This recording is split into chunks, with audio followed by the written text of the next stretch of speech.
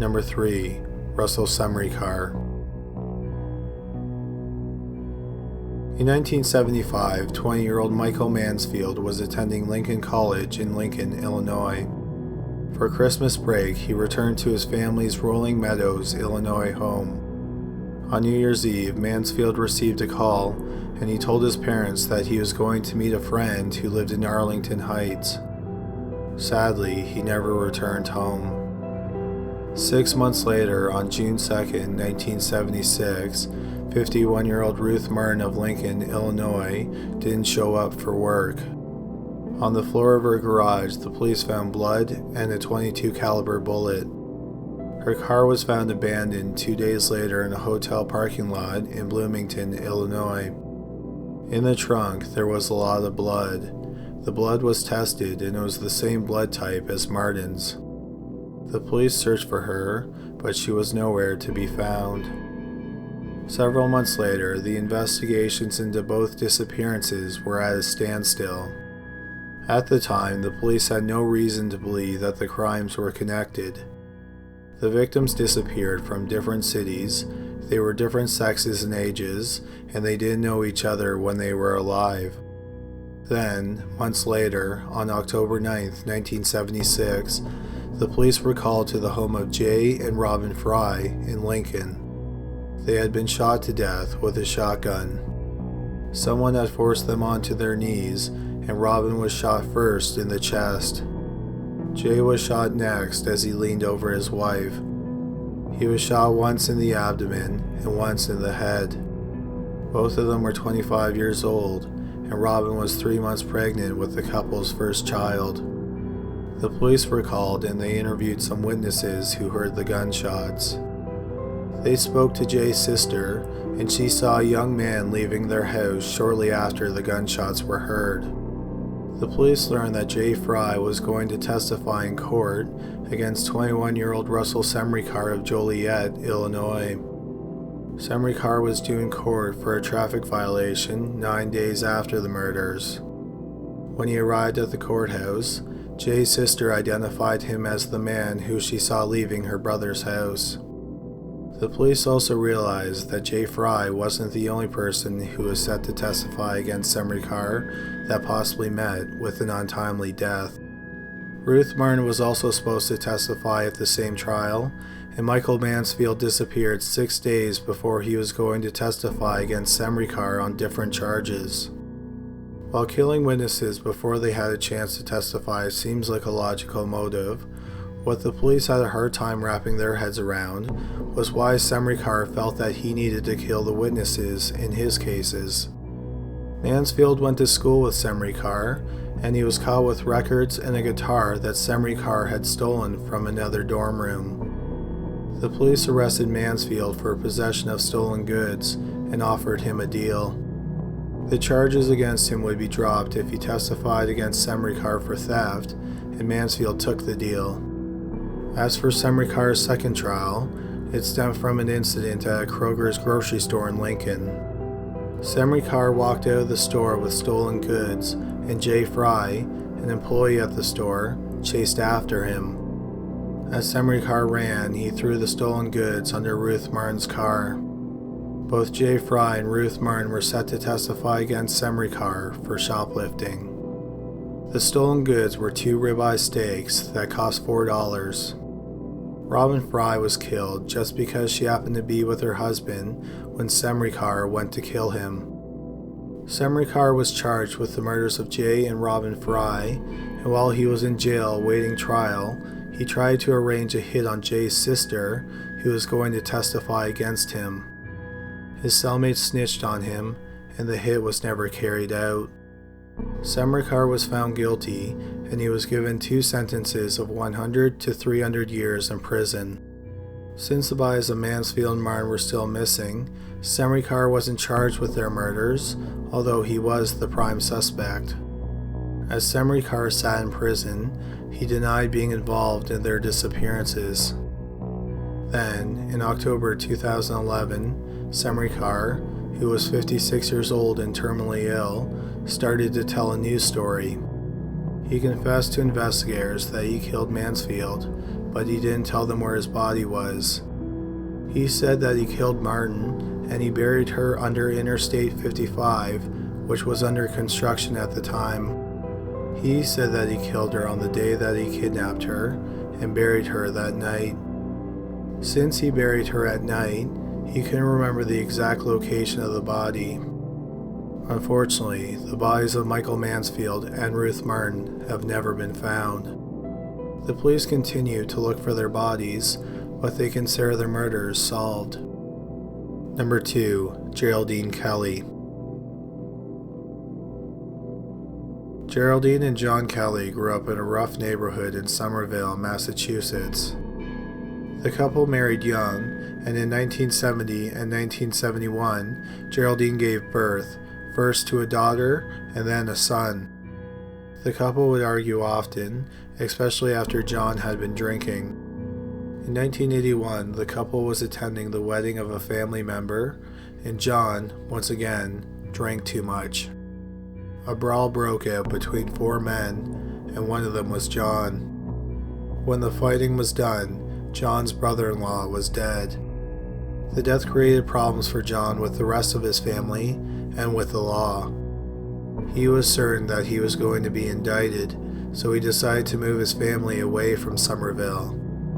They bounced around for a while before ending up in Ventura, California, working at a motel beside Highway 101. Geraldine ran the front desk, and John, who was a trained plumber, did maintenance around the motel.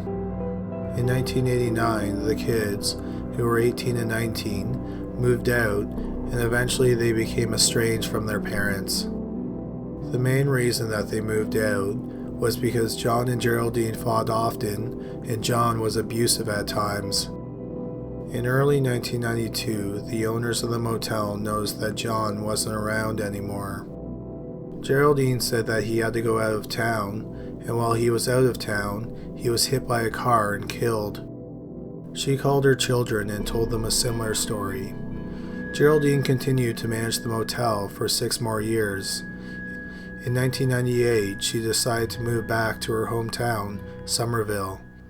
In November of that year, Geraldine was dying of breast cancer. Her estranged daughter came to her bedside, and Geraldine made a startling confession.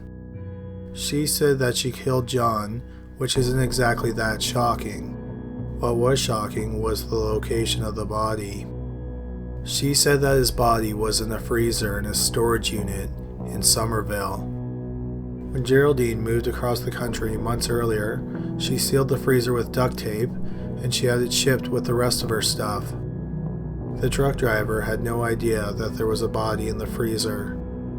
After Geraldine died on November 18th, her daughter contacted the police. They found John's mummified remains in the freezer. He had been shot once in the back of the head. The bullet, fired from a .38 caliber handgun, was still in his skull. In the home where Geraldine last lived, they found the murder weapon. Like her husband, she held on to it for 6 years. Number 1. Bryant Squires. 14-year-old Gina Brooks spent the evening of August 5th, 1989, watching her brother's baseball game. After the game, she returned home with her family to their Fredericktown, Missouri house, and she left again on her bike sometime between 10 o'clock and 10:30. She was going to see her boyfriend, who lived 6 blocks away. When Gina didn't return home by 2:30 a.m., her frantic mother, who didn't know she left on her bike, called the police. The neighborhood was searched, and her bike was found abandoned on a road about 5 blocks from her home. The last confirmed sighting of Gina was near a church not far from where her bike was found. 3 men in a light green, blue, or gray station wagon were following her, and they pulled up beside her at the church. They tried to talk to her as she stood beside her bike, but then she got on her bike and started to ride away. A few people, including her boyfriend, heard some screams and saw the station wagon speed off towards the highway. Sadly, no trace of Gina has ever been found, and it scarred the small town of Fredericktown, which had a population of only 4,000 people. For years, the case sat cold, and then it took an unusual turn in September 1996. A man named Bryant Squires was dying from cancer and AIDS-related complications in a St. Louis, Missouri hospital. In his last days, he told several nurses some horrible stories that he felt he had to get off his chest. These stories revolved around several horrifying murders. The first murder he admitted to was the murder of Gina Brooks. He said that he was the driver of the station wagon that night. Squires said that he and two other men, Nathan Williams and Timothy Ballou, kidnapped her. Squires claimed that Williams slit Gina's throat, and then he and Ballou disposed of the body. Squires also admitted to kidnapping 9-year-old Angie Houseman, who disappeared on November 18, 1993, from St. Anne, which is a suburb of St. Louis. Squires said that he and another man kidnapped her after she got off the school bus. Her body was found tied to a tree 9 days after she went missing. She had been tortured and she died from exposure. Who Squires' accomplice was is unknown, but it wasn't Williams.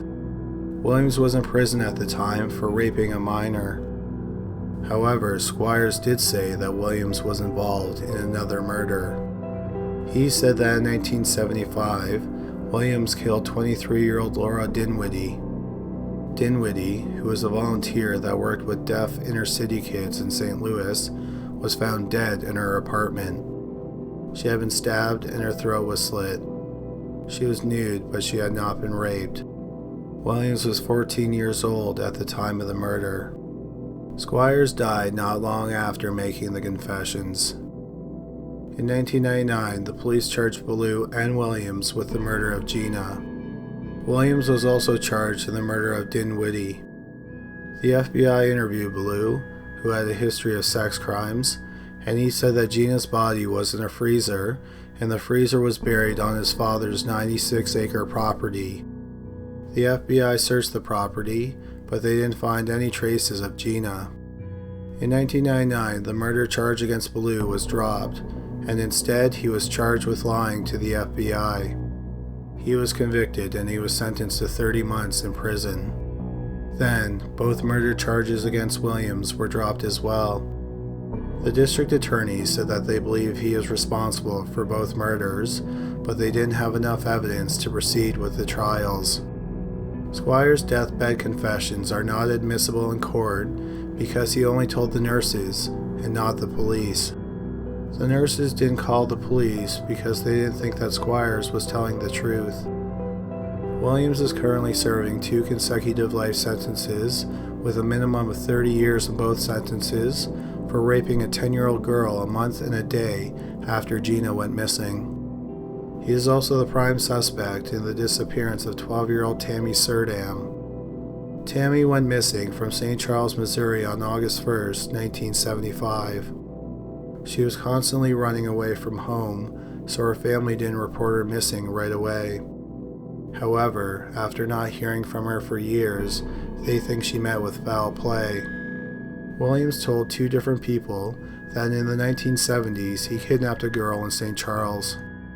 He raped her, stabbed her to death, and then buried her body. Like Gina, Tammy's body has never been found. While Williams has been implicated in 2 disappearances and 1 murder, and has bragged about committing 8 other murders to different witnesses, he has never been convicted of a single murder. He is currently incarcerated in Jefferson City Correctional Center. Thanks a lot for watching today's video. I also want to say a quick thank you to everyone who posted messages of condolence last week. It was greatly appreciated. If you did like the video, please give us a thumbs up and subscribe. We post a new video every Thursday and Sunday. You can also like us on Facebook and follow us on Twitter. The links are in the details below the video. But that's all for today. Thanks again for watching.